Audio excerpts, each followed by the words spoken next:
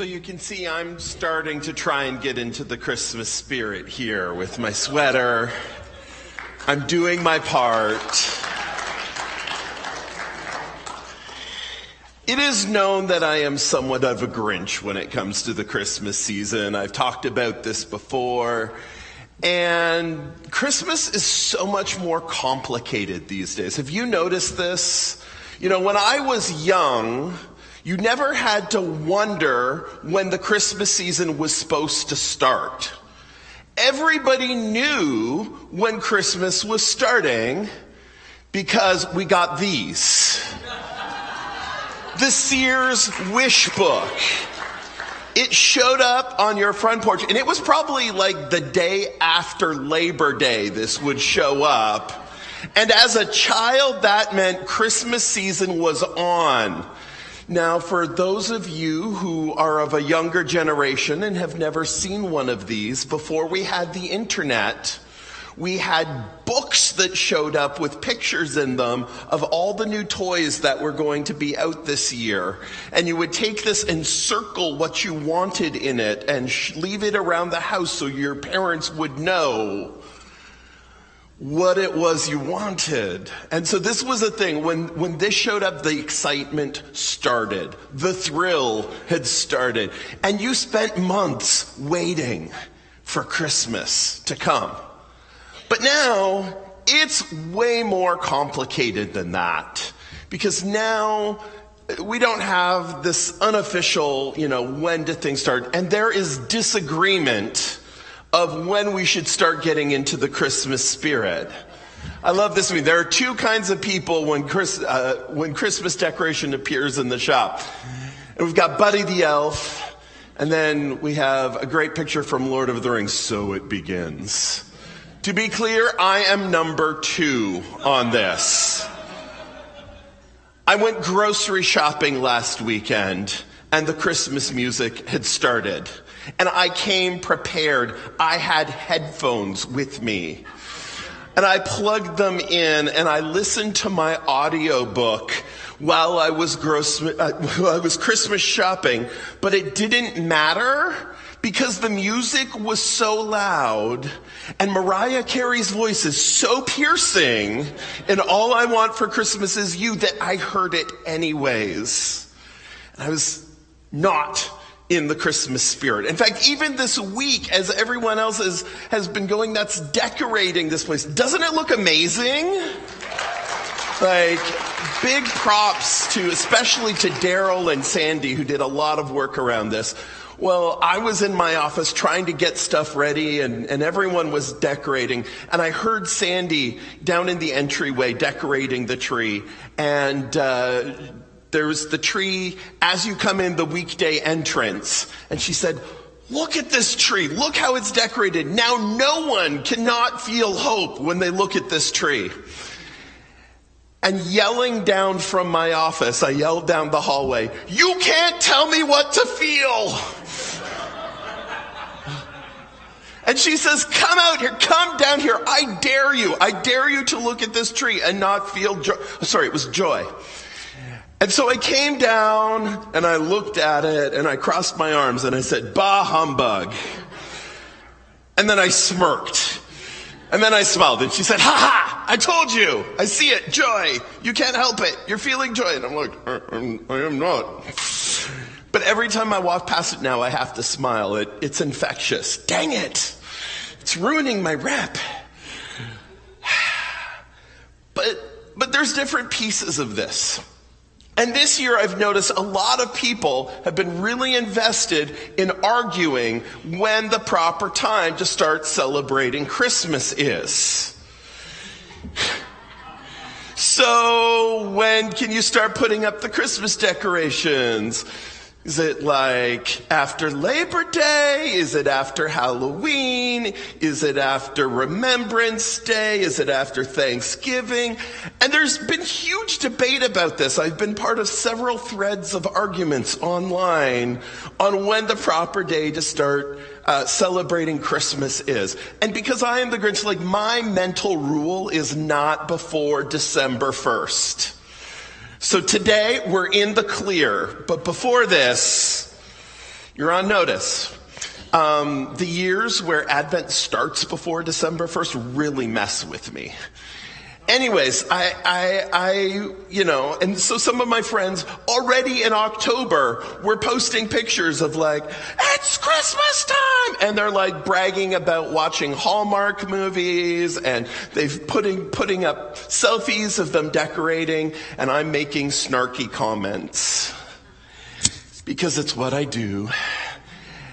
And my one friend, I'm like, it is too early for this. You should not be doing this. Why is it? And they responded to me and they said, Brian, this year has been so hard. I just need Christmas right now. Can you please not take that away from me? And I realized what they were really talking about is hope. Hope is our first candle of Advent. It's the theme for the first week. Now, I didn't grow up in a church that paid much attention to the liturgical calendar, and so I didn't know that there were candles, and even this week we were trying to figure out which order they were supposed to be in, and I got it all wrong. But I love this idea that we start with hope. Because when it comes to Christmas, we always want to jump to the end. It's like reading the end of the novel at the start. But the season is working our way in an order. And we start with hope because Christmas started in a pretty dark place. It started in a season of waiting. Now, waiting isn't always thrilling. Waiting isn't always fun. Sometimes waiting is just hard. And the people of Israel had been waiting for the Messiah for hundreds of years. They needed hope. And while they were waiting, and while they were in these seasons of darkness, these seasons of not knowing what was going on, a time when they, who had been told that they were God's chosen people, were suddenly invaded and taken over, where their families were sent to other countries, where the line that they had told that God was going to be working through felt like it had been cut off and there was nothing more happening there. And they wondered, where is God in the midst of this? And then prophets arose, and they gave messages that what is happening is bigger than what you're seeing right now. So we're going to look at the book of Micah today. Maybe it is not the verse of the book of the Bible you are most familiar with. It's a pretty small and obscure book in the back of the Old Testament. And yet in it there is a passage that was one of the most important for giving hope. So in Micah 5 we see this: mobilize, marshal your troops. The enemy is laying siege to Jerusalem, and they will strike Israel's leader in the face with a rod. Now there's a feel-good verse to put on your Christmas cards this year. But this is what's happening. Understand, Israel had been divided into the north and the south in a civil war. The north had been invaded, and the 10 tribes of the north had been taken off into exile. And the people in the south were sitting around going, what's going to happen to us? Are we going to be next? And the answer was yes. But then we get hope. But you, O Bethlehem Ephrath, are only a small village among all the people of Judah. Yet a ruler of Israel whose origins are in the distant past will come from you on my behalf. This was a prophecy of the Messiah to come. The people of Israel will be abandoned to their enemies until a woman in labor gives birth. Then at last his fellow countrymen will return from exile to their own land. And he will stand to lead his flock with the Lord's strength, in the majesty of the name of the Lord his God. Then his people will live there undisturbed, for he will be highly honored around the world. And he will be the source of peace. When the Assyrians invade our land and break through our defenses, we will appoint 7 leaders to watch over us, 8 princes to lead us. We kind of got that cut on a weird place there. He will be our peace. So in this midst of the time of uncertainty, this time where things were happening and they didn't know what was going on and it looked like things were going to get worse, and in fact they did get worse, they were holding on to this promise of hope that something more was coming in the future.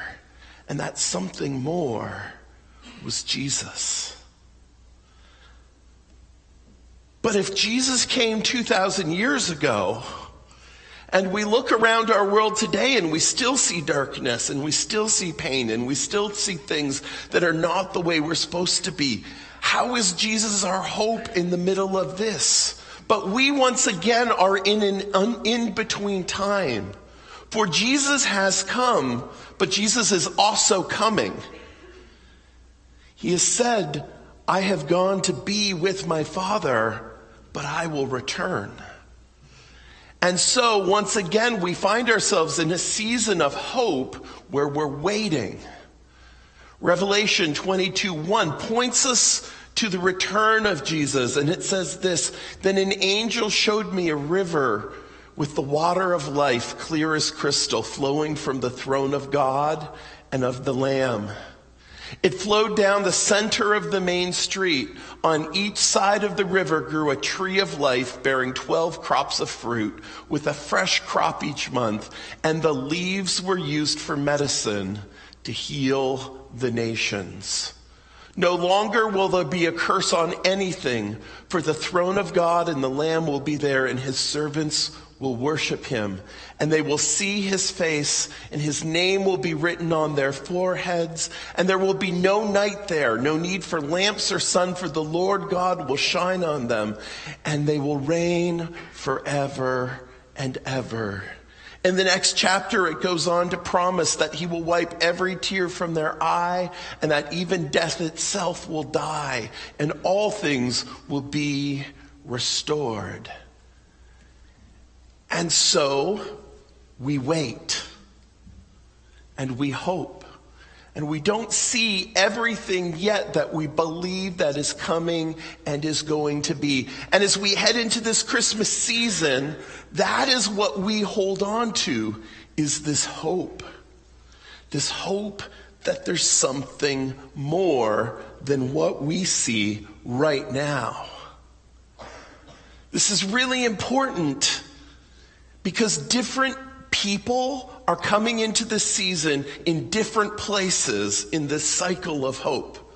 Some are feeling the excitement of the hope, and some are like, I'm holding on and I need that thing that I can't see yet. And so you don't need to be a certain way for Christmas. We're just glad that you're here. If you are coming in and you are so excited to sing the Christmas songs, and you are just like, have that pep to your step, and everything you own is now red and green, and you're wearing your novelty Christmas sweater, non-sarcastically, we are glad you're here. We need you. We want to celebrate with you, and we are so happy that you are finding joy in this season. And we hope this is a space that celebrates you and that you can bring others into in your joy. It's wonderful. If you are coming in and you're like, oh my goodness, there's 4 weeks of this. What am I going to do? When you're grinding your teeth when you hear the Christmas songs, we're really glad you're here. We'll have a support group in my office after the service. But if you came this week and you're saying, I'm not feeling a lot of hope at Christmas, thank you for coming. Sometimes getting out of bed, that's a sign of hope. Sometimes choosing to be together, that's a sign of hope. Maybe as you're coming into Christmas, you're mourning, because there's someone who won't be celebrating Christmas with you this year for the first time. And that's a hard thing. And suddenly, The things that used to bring you joy now have a bitter tinge to them because you're aware of those losses. And we want to say, thank you for being here.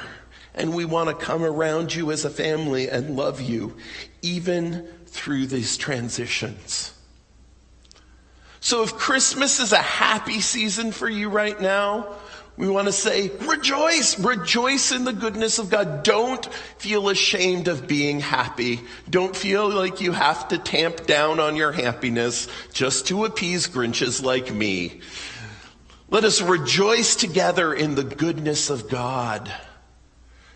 But also remember, there are those around you who need support.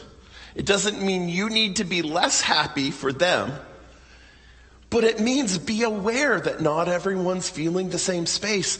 Come around those people and love them. Be a beacon of hope to others. The Advent candle is a small light that in darkness shines brightly. And so if you're in this happy space, shine brightly, but do it in a way that brings light to other people. If Christmas,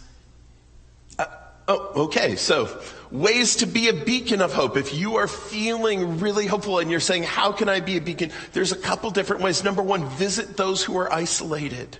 We make special time at Christmas season to be with other people. And there are people who don't have anyone. So maybe it's inviting someone. Maybe it's inviting them to the Christmas Eve service. Maybe it's inviting them into your home on Christmas Day. But visit those. Use this season and use that hope as a way to do that to people. We have our unsung hero cards that we've been giving out here at the church. And I know there's more out in by the office and I believe in the hallway. For those people who you see who need encouragement right now, giving them that little card. We've had stories already of people taking those cards and giving them to people and saying, thank you for what you do. And it completely changing how they were experiencing their day. Rest. How many of you need a break this Christmas? I am feeling it. And so often the Christmas season becomes one of almost dizzying stress and expectations where it's like, I have to do everything. And sometimes the way to return to hope and the thrill of Christmas is to rest. Maybe you don't need to be at as many events. Maybe you can decorate your house half as much if you're finding that it's really draining to do that. If you get energy from it, decorate like mad. But if you're like, this is exhausting and I don't want to do it, there's no rule on this. Rest is part of what God has, I think, given to us at Christmas time. Caring and sharing. This is a huge program here at our church. And as you came in, you might have noticed the tables that are in the back completely covered in papers. We have over 100 families that will have nothing for Christmas this year. Can you imagine how hopeless that would feel? We in this church have made a decision to say we are going to help other people at the Christmas season. And so many people have been putting many hours into preparing, finding where the need is. All you need to do is go out, pick up a little card, fill it out, say, I'm going to get this for this person. We also have Christmas camp at the Journey that we are supporting. So the Journey is our partner ministry in the Ardglen and Orenda communities. And the Christmas season can be hard when families have to work during it. And if there's no school, what do you do with your children? And how will those children enjoy things at Christmas time? So we put on camps, 2 one-day camps for kids that would not otherwise get to have the experience, that they can have some fun, get some Christmas spirit in, have someone to look after them during the day. And we provide this. There's a cost for it, but we run this. And so you can support that too. Debbie Muma is at the tables in the back and would be glad, if you're interested in supporting these, to tell you how you can do that. Now I want to make it clear that all of this, when you put money in the offering plate, it does not go to caring and sharing unless you actually put on the envelope, caring and sharing. It's a significant project we do, but it's beyond even the budget of what we do at the church. So if you are being blessed and you're finding joy in this Christmas season, take the time to go and be part of that and support that, because it's so important and it brings tangible hope to people's lives. What if you're saying, hey, I'm barely holding it together right now. I don't have enough hope for myself. I don't know how I would give hope to someone else. Well, if this is a hard Christmas season for you, know that you are seen. Sometimes when Christmas is hard and everyone else is happy, it feels like you're invisible walking around. And we want to see today, we get it. And we see you. We're glad you're here. Remember that Advent is a time of waiting. You are not the first person to go through a difficult season, even during the holidays. Know that God is with you. At the center of the Christmas story is this promise. God became one of us and lived with us in the midst of our suffering, in the midst of our mess. Who faced death and persecution and overcame it. So in the dark seasons and cycles, know you are not alone. Hear that there is hope, because what is right now is not all that there is. And whether we're in a really happy space or we're in a really dark space this season, we commit to coming together, to mourn together, to celebrate together. Because it is only when we're together that we remember all of the ways that God is working amongst us. The last piece of communion, the last piece of hope that we offer is communion today. Simple symbols, simple bread and juice. They're not magical, but there's something beyond ourselves that happen when we take them, where we are aware of God's presence in our life. And so as we move into communion, if you are celebrating, may communion be a continued piece of that celebration that brings you hope. And if you're struggling, may this table remind you in a tangible way that God is with us and you are part of something bigger. I may never get back to that same thrill that I had when the wish book showed up as a kid, when I was a little kid. But maybe the hope in this world is something more than toys at Christmas. And together as a community, we can move towards being hope for amongst each other, but to a whole community out there. Let us pray. Loving God, you are our hope. When we have happiness and joy, you are the reason for it and the giver of all good gifts. When we mourn, you mourn with us, have died for us.